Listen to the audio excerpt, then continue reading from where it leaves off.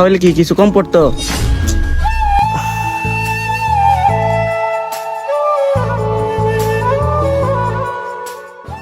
তে তো তোর খুব কাছের বন্ধু, তে তো তোর নামে মিশা কথা কইতো না, আর এলাকার মধ্যে যেভাবে ছড়াইতেছে তোর তো মান সম্মান থাকতো না। আচ্ছা ভাই, তোর একটা বুদ্ধি দিই, মানুষের দাওয়াত টাওয়াত দিয়ে খাওয়া, তাহলে বিষয়টা তলে পড়ে যাবো গা। তাহলে ঠিক আছে ভাই, এখন যাই। ঠিক আছে, যাও।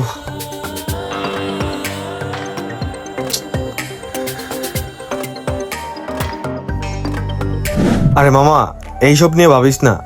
আর এটা তো তুই ইচ্ছা করে করস নাই, ঠিক হয়ে যাইব।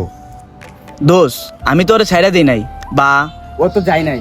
ও মারা গেছে, কিভাবে বলি আমি তাকে? এটা হচ্ছে উপরওয়ালার ডাক, কার কখন আসে কেউ বলতে পারে না। তুই এসব নিয়ে টেনশন করিস না। আমার একটা মামাতো বোন আছে, বুঝছস?